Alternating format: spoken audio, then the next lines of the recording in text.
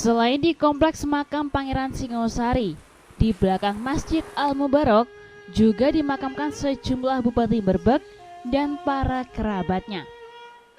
Bila di kompleks makam Pangeran Singosari, dimakamkan Pangeran Singosari sendiri, Sosrokusumo ketiga Bupati Berbek ke-7 bersama istrinya, Sosro Hadikusumo Bupati Berbek ke-8 dan beberapa kerabatnya. Sedangkan di kompleks makam belakang Masjid Al-Mubarak dimakamkan Bupati Berbek pertama, Raden Mas Tumenggung Sosrokusumo atau Kanjeng Jimat. Raden Tumenggung Sosrodirjo, adik Kanjeng Jimat, juga Bupati Berbek kedua. Yang lain adalah makam para patih.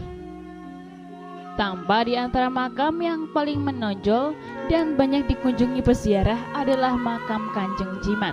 Di lokasi makam Kanjeng Jimat juga dilengkapi dengan 3 payung berwarna keemasan di atasnya. Sedangkan makam yang lain tampak biasa. Sederet makam Kanjeng Jimat hampir seluruhnya diberi kelambu dan setiap nisan ditutup dengan kain warna hijau. Ini menunjukkan bahwa makam dan nisan berkelabu tersebut sebagai pembeda di antara makam yang lain.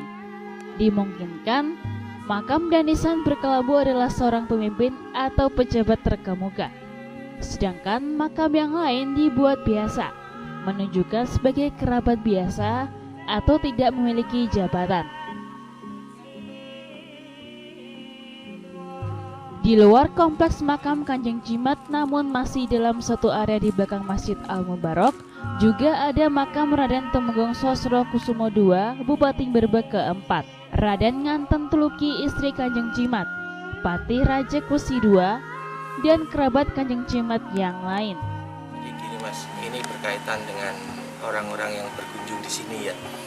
Itu Kanjeng Jimat itu atau Tumenggung Sosrokusumo I di Berbek ini, beliau terkenal sangat, orangnya itu sangat bijaksana, bisa dikatakan juga sakti. Jadi orang yang berkunjung ke sini itu biasanya orang yang pengen jadi lurah atau pengen jadi bupati itu biasanya berkunjung ke sini dulu.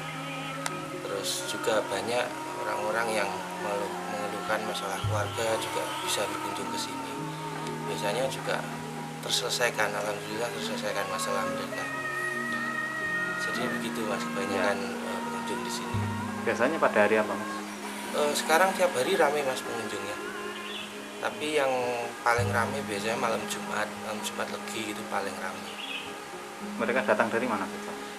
Dari lokal sini juga ada, tapi banyak juga yang dari luar kota. Mas, yang dimakamkan selain Kanjeng Jimat di sini siapa saja Mas? Di sini selain pejabat-pejabat penting dari Kadipaten yang dulu, di sana juga ada bupati, adiknya Kanjeng Jimat juga mantan bupati di Berbek sini, yaitu beliau bernama Raden Tumenggung Sosrodirjo. Itu Mas. Katanya juga istri Kanjeng Jimat juga dimakamkan di sini juga. Iya betul, di sini ada, tepatnya di belakang saya ini. Oh iya. Beliau ini adalah putri dari Hamengkubuwono I.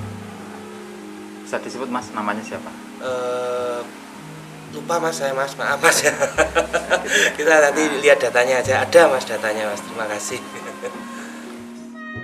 Kanjeng Jimat adalah Bupati Berbek pertama yang menjabat sebelum tahun 1818 hingga 1830 Masehi dan meninggal pada tahun 1832 Masehi. Kemudian digantikan oleh adiknya bernama Raden Tumenggung Sosrodirjo.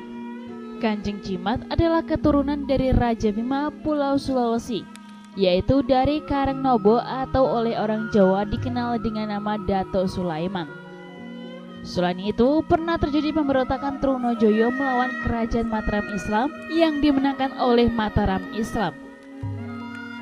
Bersamaan peristiwa itu, ada 2 bersaudara, Karangnobo dan Karenggalengsong, datang ke Jawa membantu peperangan Trunojoyo. Tapi Karenggalengsong meninggal dan Karangnobo menetap di Jawa Tengah. Karangnobo menikah dengan anak seorang kepala desa dan mempunyai 2 anak, laki-laki dan perempuan. Anak laki-laki Karangnobo bernama Raden Tumenggung Sosronegoro, kemudian menjadi panglima perang Mataram Islam. Tumenggung Sosronegoro mempunyai anak Sosrokusumo atau kemudian disebut Kanjeng Jimat. Bersamaan itu terjadi perjanjian Giyanti antara Belanda dengan Kerajaan Mataram Islam pada tahun 1755 Masehi. Setelah Kanjeng Jimat dewasa, diangkat menjadi bupati oleh Keraton Yogyakarta di daerah Bangwetan di bawah Kerajaan Yogyakarta, yaitu di Berbek. Sebelumnya di Berbek sudah ada pemerintahan kecil yang dipimpin oleh Ronggo yang kemudian dikenal dengan nama Pangeran Singosari.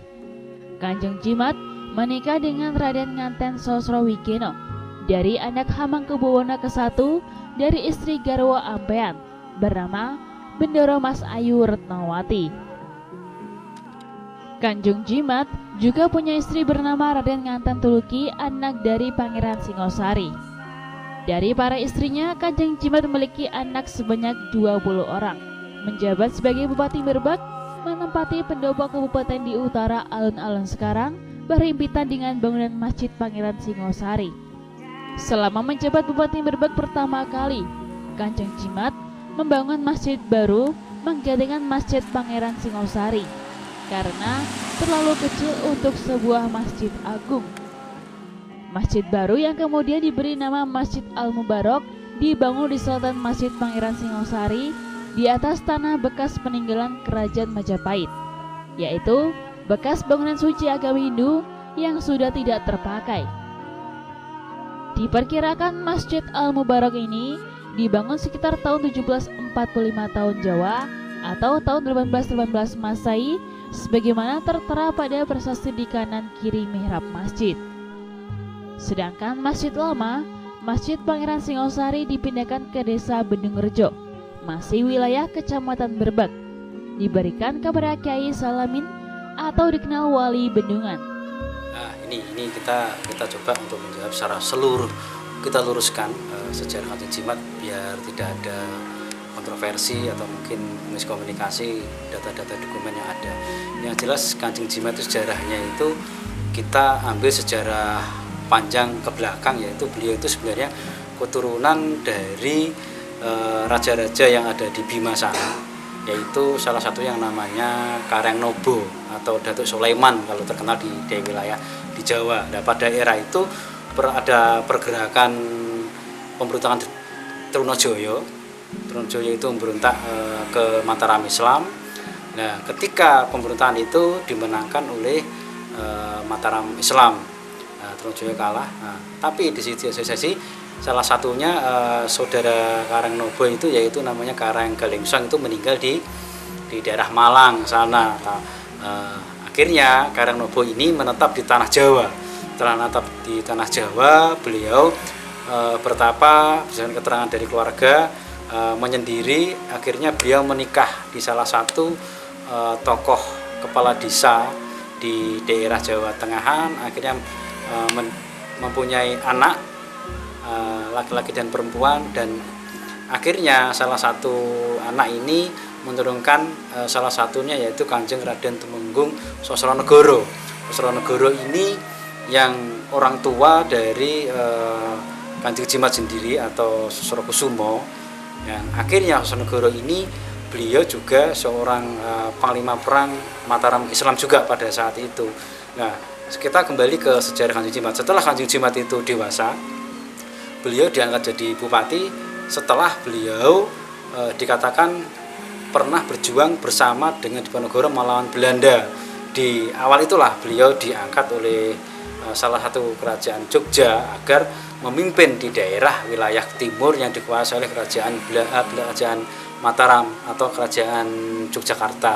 Nah, sebelumnya di sini sudah ada pemerintahan kecil yang dipimpin oleh Ronggo, pimpinan namanya pangkatnya Ronggo. Nah, Ronggo ini ternyata beliau itu seorang pimpinan di sini, sementara yang namanya Pangeran Singosari yang makamnya ada di utara, makam Kanjeng Jimat sini.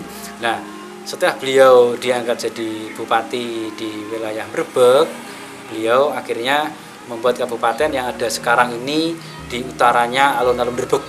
Di sana ada tanah kosong. Dulu di situ ada masjid dan kabupaten. Nah, kabupaten dulu itu di sana. Nah, pada saat beliau itu juga ingin memindahkan pembuatan masjid baru yang sekarang ini katakan Masjid Al Mubarok, dulu juga ada masjid pertama kali Berbek itu di utara, sekarang itu di pemakaman Singosari, yang sekarang masjid itu dipindah, diberikan kepada wali yang ada di Bedungan sana. Itu masjid pertama kali yang ada di Kabupaten Berbek pada saat itu. Nah, sekarang Masjid Berbek ini dulu ditaruh di atasnya bangunan lama peninggalan Majapahit, yaitu pura. Pura ini dulu sudah rusak, berantakan. Contohnya banyak peninggalan era itu, ya salah satunya ada yoni, ada umpa-umpa, ada altar lah. Itulah peninggalan pada era itu. Setelah beliau pada kurang lebih tahun 1830, dia umurnya kalau nggak salah sekitar umur 65 kalau nggak salah, 65 tahun. Nah, beliau pada saat pembuatan masjid, kurang lebih 2 tahun kemudian masjid ini jadi, beliau baru meninggal. Jadi kurang lebih ketika kita ambil dari prasasti ini, kita biar tidak ada kesalahan sesuai prasasti Condro Sengkolo Mempetnya ini 1760 ini belum Masehi, tapi ini masih tahun Jawa. Kalau kita merujuk Masehi itu salah, maka dari itu tahun 1760 itu masih tahun Jawa. Kalau kita Masehkan berarti 1832 beliau Kanjeng Jimat atau Temenggung Sosrokusumo ini baru meninggal. Kalau kita merujuk aturan yang sebenarnya, Keraton Jogja, Keraton Mataram, dan Surakarta, dan pada masa itu tidak pernah menggunakan tahun Masehi, entah itu di kabupaten manapun pada era itu tidak menggunakan tahun Masehi, tapi akan menuliskan menggunakan tahun Hijriyah maupun Jawa. Nah, pada saat ini kita meluruskan sejarah, Kanjeng Jimat itu meninggalnya 1832 Masehi atau 1760 tahun Jawa. Masehi dan meninggal tahun 1832 Masehi. Jenazahnya dimakamkan di belakang Masjid Al Mubarok Berbek. Sekarang makam Kanjeng Jimat menjadi wisata religi. Hampir setiap hari banyak dikunjungi wisatawan yang berziarah. Dari Nganjuk, Jawa Timur, Nganjuk TV melaporkan.